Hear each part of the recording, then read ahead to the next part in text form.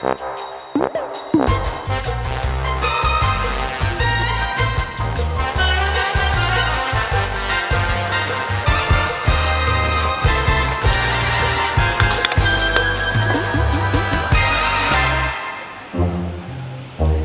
家好，这是什么？缸子肉。在新疆的街头，经常会见到这种缸子铺满在小推车上，就是咱们平常喝水的茶杯，对不对？这个茶杯里面有什么呢？有羊肉、胡萝卜，还有皮牙子、鹰嘴鹰嘴豆，对不对？是。然后把这些缸子都放到这个大炉子上，对。下面呢是很热的炭火，对。上面呢有一个铁板，炭火加热铁板，再把缸子加热，把里面的东西全都炖熟。对。炖完之后倒到碗里喝汤，汤还可以泡馕。对。然后汤喝完之后吃肉。对。明白了。大缸子肉是35块，小缸子肉是30块。明白。好的，小老板。好的，老板，连价格都知道。谢谢宝贝们，你们真棒。真棒，真棒。那我们去吃饭吧。现在我们坐下了，而且已经到饭点了。刚才在外面聊得太入迷了，聊着那个炉子上的缸子一个个变少，我们就慌了，就赶紧进来了。对。中午的时候人变多了，他这个吃缸子肉的环境啊，就是大厂房，很多人大家就在这个大厅里面吃饭。主要是这家店有很多的标语，标语呢和这家店的店名息息相关，叫56朵花，56个民族，56枝花。然后这个话挺有意思。这个标语在那个喀什很多地方都能看到，叫各民族要像16子那样紧紧的抱在一起。这个标语就是很接地气，你知道吧？要用当地人熟悉的东西，要在地。要在河南。要是在河南，应该就是各民族要像河南烩面一样紧紧的汇在一起。要是像俺们衡水啊，应该说各民族要像群众大兵一样紧紧的卷在一块儿。那你觉得用你们家乡的那种话音？15，对。你好，2份缸子肉。大份，2个大份啊。我们在新疆吃的缸子肉是配套就是这样。一个大碗，一个小碗，一个馕，一碟小菜，这是缸子肉的配套。好家伙，你这乌央八叉在前面，真怎么样？好看吗？一定要摆成这样我才舒服，是吧？然后告诉大家，这个小碗是干什么的？我也是现学现看来的。看完了，这小碗是用来喝茶水的。等着的过程当中，你慢慢的咂一口茶，悠哉的等啊，不要着急。着急的话，可以看看旁边的小孩儿。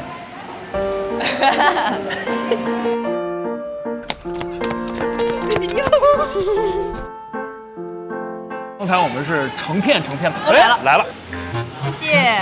刚才你看吧，你哪儿不舒服？我擦手，消毒，擦手，对，一起做成好朋友。跟你一起休息。哇 ，Coco 开始在意我的颜值了。3年了 ，Coco 终于会告诉我哪里有问题，而且 Coco 还特贴心的为我准备了吸油纸。他是意思告诉你，木哥3年了，你终于油腻了。这是缸子，肉在里面。如果就是我妈妈来到这里的话，肯定会跟我说：“儿子，你怎么又点了一壶茶？”儿子，你怎么又点了一壶茶？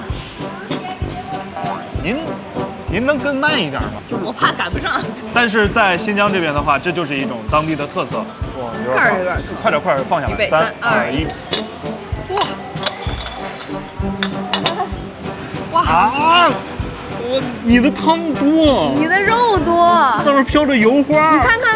你看看，我俩谁的多？我的多。他指的是我的肉多。你确实肉多一点。哎。我们点的是大缸子，然后大缸子里面肉会多一点。哇，我这个夹不起来。非常浓的这个肉香味儿。当地人的吃法就是先把这个汤要先倒出来，哎，尽情的倒。能倒出来这么满一碗，然后这个肉不就留在缸底了吗？把它放到一边，让它晾一晾。它虽然闻起来是那种特别香的那种感觉，但是你倒出来，你发现它这个汤很清，没有什么颜色，这个肉也很白，也是白色，白的。这碗汤就敬今天看视频的各位。来。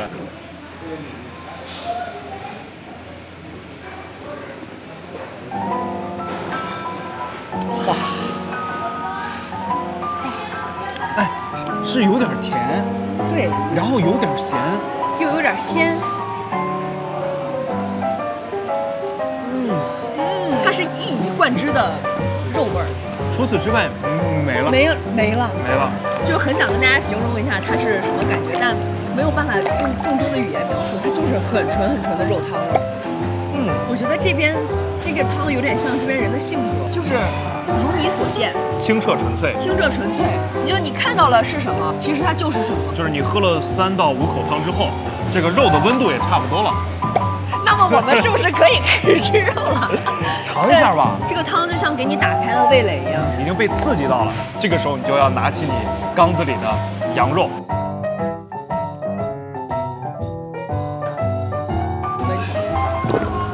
我的天呀！我来了。你笑什么？我不知道，我很开心，就是。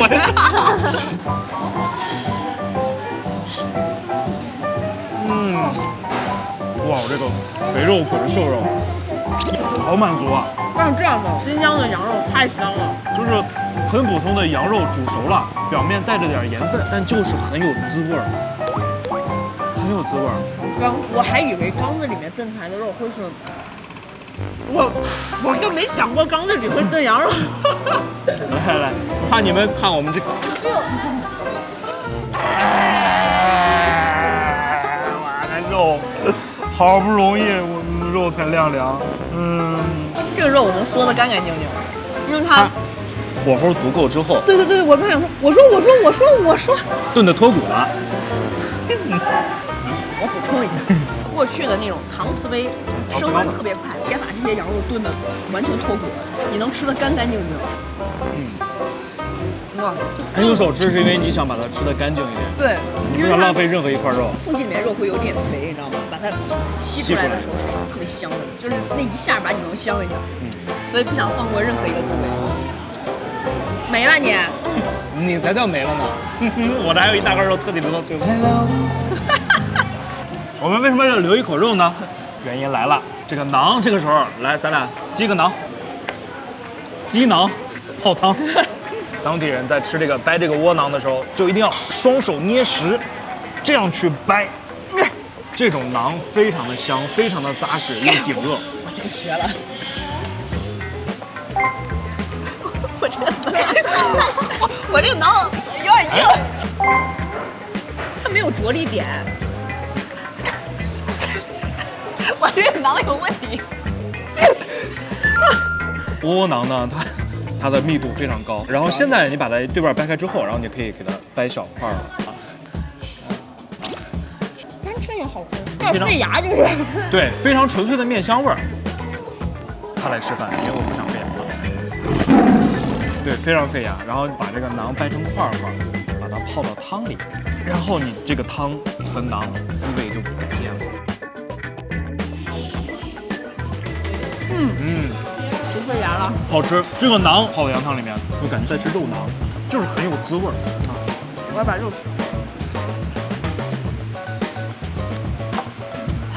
太爽了！能把这些东西买一箱快递走。只有在当地吃，真的，永远记住这句话，只有在当地吃。因为这些肉啊足够新鲜，所以才敢直接放在清水里面炖。但总体来说，他们还是肯定是要把这么硬的馕泡到汤里吃，这是最基本的。肯定不会像有些人一样，咔咔就觉得自己牙口好，费牙嚼吧，等你60岁，我还来吃缸子肉，你的牙掉没了，你就吃不了缸子肉。他已经开始跟我比60岁以后了。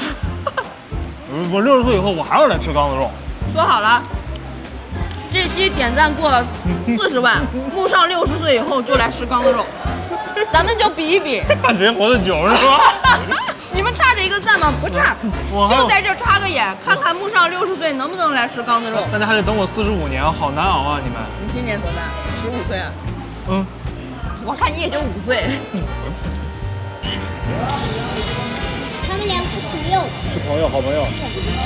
杰这德，是贝利亚的孩子，贝利亚的孩子，杰德啊，朋友，你相信光吗？相信。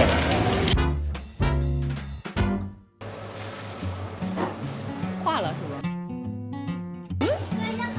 爷爷是老党员，50年在党了，好厉害！爷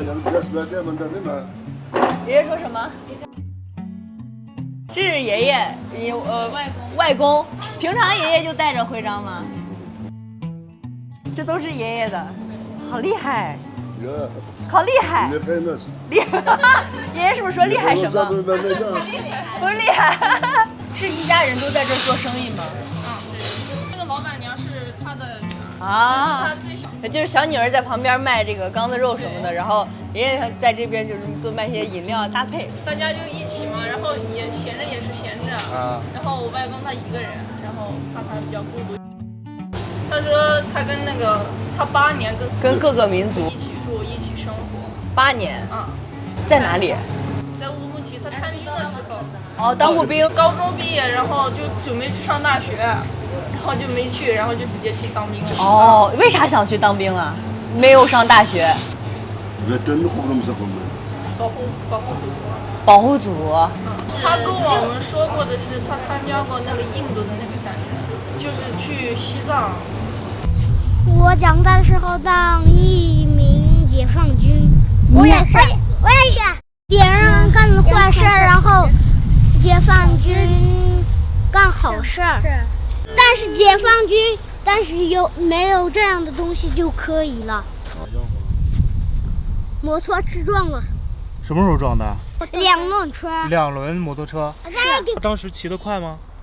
是我弟弟咬到我这儿，你弟弟咬的。是和狗一样。和狗一个狗一样。我也有个弟弟。你好玩。我也是，他小时候也老咬我。我手断了，然后我在医院里睡的。以后注意点，不要跑那么快，要慢点，好吗？你也是，知道吗？就不能再受伤了。你也是啊，你看看你这个，这是还疼啊，疼啊，疼你得喊疼。我记得他跟我说过，就是他训练那些民兵的时候，那个人那个手榴弹嘛，对，然后他就不小心就是真的特别近了那个人，然后他就跑过去，就为了保护新兵，爬在他上面。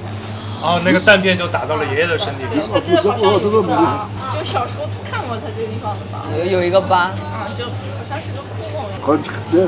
Let's go. 但是就是有些拍电影的时候不是也会流血嘛，然后他就看着就是这是怎么流出来的啊，自己也体验了一下。哦，那爷爷年轻的时候很帅啊。我外婆说过，哦他有一个特别年轻的照片嘛，然后看了张照片，然后就决定嫁给他了。对我外婆就觉得他很帅。爷爷是英雄。您是英雄。今天是8·1建军节。好了，真的，准备这个王苏了。只要有人能记住这个8·1建军节，大家就很开心。大家不会忘记8·1建军节的，永远会记得。外公会怎么教育你？就说做个对社会有利益的人，让我好好上学。你以后想做什么？我这阵子就比较感兴趣，要不就当律师，要不就是那个法律那边走。你为什么那么关注这些？就是初中的时候，我跟外公他们一起住嘛，然后就天天回家，第一时间就是跟他一起看新闻。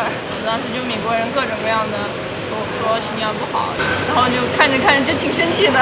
就外婆在的时候，他就说你就好好上学，然后他说他亲自把我送到上海，他说他让我在上海读书，就上师大。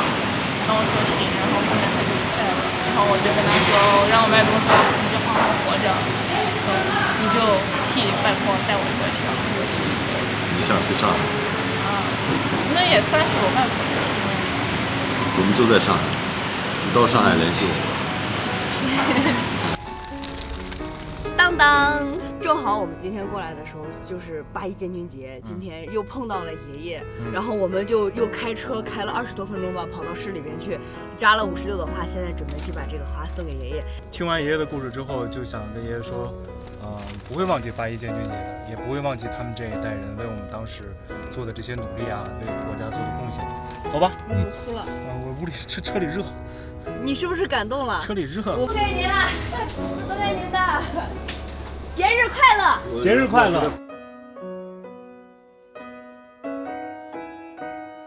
好，谁摔倒了？来看谁摔倒了？知道了吧？一会儿我把这个给你啊，你每天洗完澡自己擦一擦，好不好？啊？明天可能，明天应该不会过来。10号的时候就大概回上海了。你什么时候来？那等你上4年级的时候，我想我来一次，好不好？我等还得来这边找你，好吧？走了啊，回头再带着我一块儿看奥特曼啊！你相信光吗？相信。那我再教你说一句：心里有光，哪儿都美。心里有光，哪儿都美。哪都美。心里有光，哪儿都美。心里有光，哪都美。